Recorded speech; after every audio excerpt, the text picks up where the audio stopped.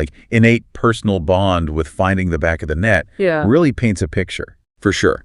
It turns a 1-0 scoreline into something more significant, more character-driven from the commentator's point of view. And that goal, coming right before halftime, puts France firmly in control going into the break, 1-0. Precisely. A huge moment psychologically. So second half kicks off, and the commentary gives the impression Germany were, well, still not quite clicking. Yeah, the transcript mentions Germany stalling. And there's another interesting phrase, Germany returning amidst Deschamps' surprise. Deschamps' surprise. So the commentator is interpreting the French coach's reaction to Germany's performance. It seems like it. Like they're reading the sidelines, suggesting maybe even the opposition coach was a bit surprised Germany hadn't offered more by that point. That adds another layer, kind of reinforcing that narrative of German struggle. And unfortunately for Germany, that narrative gets hammered home pretty quickly in the second half. Don't tell me, not another disallowed goal. You guessed it. Nah. Unbelievably, yes. The transcript captures another moment of dashed hopes. How did the commentary describe this one? Well, there's some transcribed sounds or words that aren't totally clear, like one manya, maybe a player's name or just an exclamation. Right. Sometimes transcriptions struggle with live calls. Exactly. But it's immediately followed by, see the decision, the goal is canceled. Very definitive, very final. Wow. Twice in one game. That really emphasizes their frustration, doesn't it?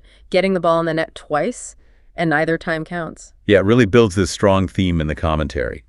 Germany creating something but being constantly denied, whether by VAR, the referee, or maybe just bad luck. It feels like the commentary is saying it's just not their day.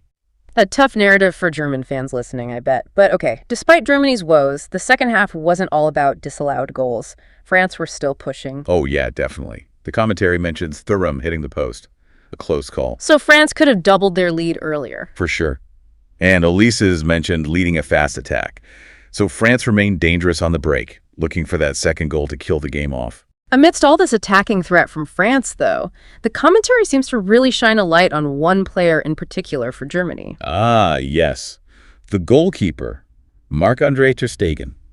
He gets quite a bit of attention in this part of the transcript, doesn't he? He really does. The commentary details several key saves. There's the one stopping that Elise attack. Where they say something like, if it wasn't for the goalkeeper. Exactly, implying it was a certain goal otherwise. Then there's a save from an Mbappe volley. The commentary calls it a wonderful ball from Mbappe. But ter Stegen deals with it. Yeah, the goalkeeper faves, he excels, is the quote. High praise. And wasn't there another one against Mbappe? Yes. The transcript captures the excitement again. The second, Kylian, Mbappe the second. Mbappe the goalkeeper, ter Stegen. You can almost hear the commentator reacting in real time to Mbappe getting another big chance. 3 big saves highlighted, 2 against Mbappe, and that overall comment, if it wasn't for ter Stegen, that really tells you something. It's a huge statement, isn't it? By focusing on these specific crucial interventions, the commentary paints ter Stegen as, well, almost heroic for Germany on the day. Like he was single-handedly keeping them in the match, at least for a while. Precisely. It adds that element of individual brilliance, even within a losing team's performance. The commentary also mentions other names briefly, like Locatelli and someone transcribed as Mataushdi. Right, probably players involved in the general play, midfield battles and such. Yeah, just part of the ebb and flow. So ter Stegen's doing his best. Germany have had 2 goals chalked off, but eventually France do manage to get that second goal. They do. And the commentary around this goal is interesting because it focuses less on the finish and more on the build-up, specifically Mbappe's role. He didn't score this one, though, right? He got the assist. Correct. He sets up Elise, who makes it too narrow. But it's how he sets it up that catches the commentator's attention. What did they say about it? They explicitly praise Mbappe for not taking the shot himself. The quote is, "Was not selfish, Mbappe." Oh, interesting. Praising the unselfishness of a star striker. Exactly. And they even offer a bit of mind-reading analysis in the moment. How so? They say, Mbappe thought about the first time a few French shoots. Ter Stegen would save it, play it safe, passed it to Elise. Wow, okay. So the commentator is interpreting his decision-making process live on air, suggesting it was a calculated tactical pass rather than just instinct. That's how it reads, yeah. It's fascinating because they're not just describing the action. They're attributing this conscious, unselfish thought process to Mbappe. It really highlights what the commentator valued in that moment, the intelligence and teamwork, not just the goal itself, especially from someone like Mbappe, known for scoring. Right. It shows an appreciation for the subtler aspects of the game, beyond just the final shot. And that goal, making it 2-2, effectively seals the deal for France. Yep. The commentary notes right after, France confirms the third place, and France confirms the victory. Game over, essentially. So the final whistle blows, and according to this commentary, it finished Germany 0, France 2. That's the score. And the commentator offers a pretty clear final verdict on the match overall. What was the summary? They stated that France was the better team and more deserving. Quite straightforward. No ambiguity there. And there was one last little detail mentioned in the transcript, looking beyond the match itself. Yeah, a little look ahead, specifically about the German coach, Nagelsmann. What did they say? Just a single line, but quite telling. The German newspapers and media will not spare Nagelsmann. Oof. So even in a third-place match, the commentary is acknowledging the intense media pressure that comes with managing a national team like Germany. Exactly.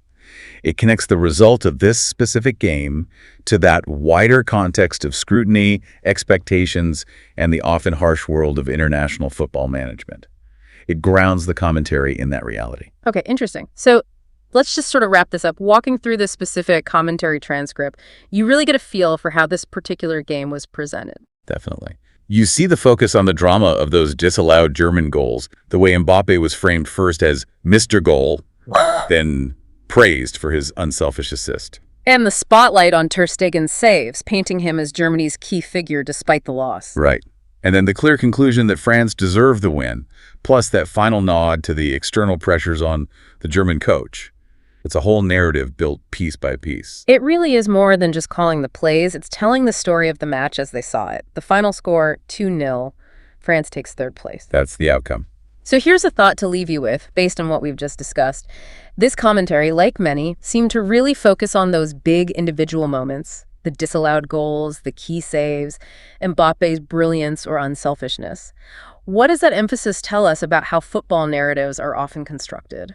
That's a great question. Is it that these standout moments, these flashes of drama or individual skill, are what really resonate with viewers and make the story compelling, perhaps more so than tactical nuances sometimes? Maybe.